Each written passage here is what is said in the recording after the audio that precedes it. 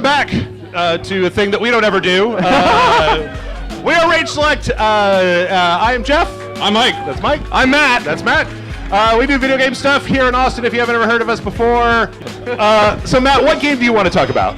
Okay, so full disclosure, I'm not much of a horror game guy because I'm a teeny tiny screamy baby, and I play them and I get panicked really easily. It's true, I've seen it. You've seen it. There's evidence. But one horror game that I definitely played over and over was Resident Evil 6. No, 4. Sorry. I knew I was going to screw that up. Never 6. I knew I was going to screw that up. Resident Evil 4. Right. Michael. Yes. What do you got? One of my all-time favorite horror games of all time is Dead Space. Yeah. I played that game. I played that game in a specific way. I played it at 1 in the morning every single time. Whoa. When there was no lights on whatsoever and everyone I knew was asleep.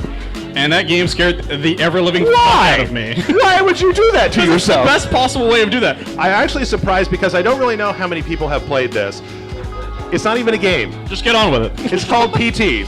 It's PT. It's a Kojima. Yes, it's the playable teaser for a game that doesn't exist. It was basically a teaser for a new Silent Hill game. So after they canceled the game, they took the demo down, and then several people have tried to remake it with fan projects, and Konami keeps suing them to take it down as well. If you've never played this game, you can find any way in the world to do it. I mean, like, at this point, I've read that people are buying PlayStations with this one game on it for $1,000 on That's eBay. ridiculous. Yeah, Yes. like, it's insane. And it just goes to show you that capitalism will kill us all.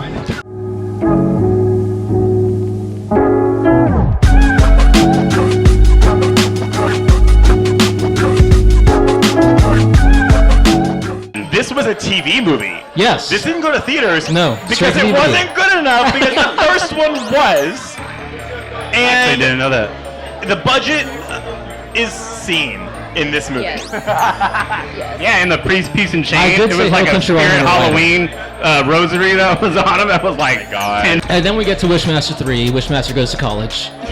Well, no, it's so informed by like the Scream era. Like Yeah. it feels, it's the most slashery out of all. Yeah. out The, of wish, the third first three. Wishmaster. What I would love more than anything, and I do not know why this hasn't happened yet, and maybe it will since we are in this beautiful new era, is we do need 3 female directors to redo that goddamn series in the way it was meant to be done. I would love to see a revived version of Slumber Party Massacre, because I love all of those movies. I really genuinely love both of those films. They just came out at a time when we weren't entirely allowed to say everything we wanted to say on film without showing women topless.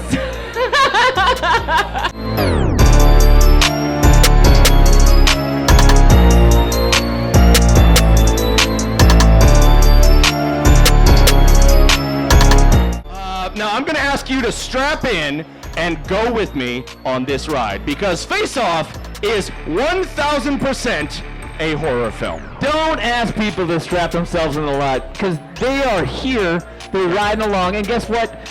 You're just correcting people. You're educating them. You're making them smarter than they were. I'm going to drop some knowledge on you that you can look at this from a number of different angles. The first angle being that this is one of the greatest mad scientist movies of all time.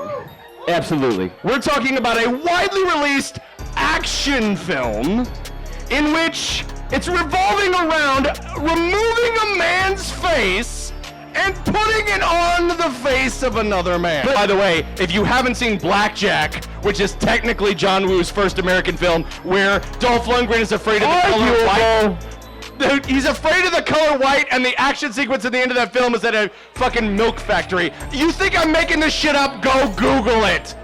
Michael Google this shit, because it exists. Steven, who runs this podcast, why don't you tell us right off the bat, what made you say, I want to do this? My original background is in filmmaking, and I love storytelling in all capacities.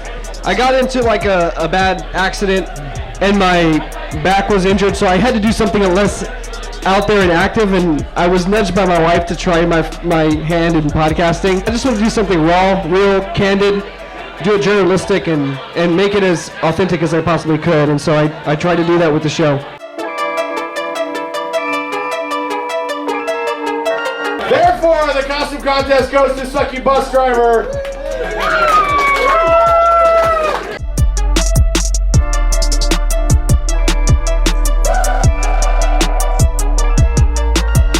Hello. I turn him down. Say it with me. Call Mr. Plow. That's the name. That name again is Mr. Plow. Johnny, you picked a movie when we sent out an email earlier of this movie that is not on the traditional list of best horror films that is very near and dear to my heart. Which one? You picked one. You said I have one choice. And that was Hauso, the Japanese. Oh yeah. Crazy Hausu. Film that's better known for a piano eating a chick. So I guess we're just gonna pretend Maniac Cop doesn't exist. Oh my God. We're just gonna stand up here and talk about greatest underrated horror movies and just pretend that Maniac Cop does not exist. Hey, he knows what I'm talking All about. I'm saying is there's Maniac Cop, there's Maniac Cop 2, and then every other movie can get the fuck out of here. Psycho. No, Psycho Part 2. Oh, Jesus. Okay, now you gotta explain some shit. Because Psycho 2 is 1983. Yeah. It's directed by Richard Franklin. I think I have that name right. Who was a mentor. Or not a mentor, but he was a mentee of Hitchcock. He actually taught Hitchcock everything he knew. No, I'm kidding. But no, and that doesn't guarantee a good filmmaker, but it guarantees a filmmaker who would make a sequel to a classic with like love and care. It's not too late if you want to send some money to help Patience and Carlos in their time of need. Most definitely. Please get with me. They are so close. She is right now in the hospital with liver failure. They're giving her 40 days to live unless she can get a donor, and they have no insurance. Patience is a wonderful person, incredible. Look, that's her winning the costume contest, the Alamo Draft House for Carrie, who I literally met in this bar. Because I overheard them talking about going to haunted houses as like paranormal investigations. I'm like, I gotta talk to these people. Yeah. And then brought them in and we formed a horror podcast together. Like, and she's been a huge part of my life. I think everybody else I brought. Oh, yeah. Most I definitely. introduced her to. Patience is one of the sweetest and most welcoming people I know, and then she laughs at the most gory scene you've seen in any movie. The winning joke is if you're seeing a movie and there's a deeply inappropriate place to laugh, she's the one doing this. The last movie, she probably laughed through Schindler's List. The last movie I saw there was From Dusk Till Dawn, and even the guy next to us goes, "Are you okay? Because I'm gonna go to the party tomorrow night, but I'll make sure you're fine." She's like, "This is the best moment I've had." Yeah, no, I could barely Also, enjoy 12 Years a Patience. Slave because she couldn't stop laughing through the whole That did not happen. I want to be clear. That did not happen. Thank you so much, everybody.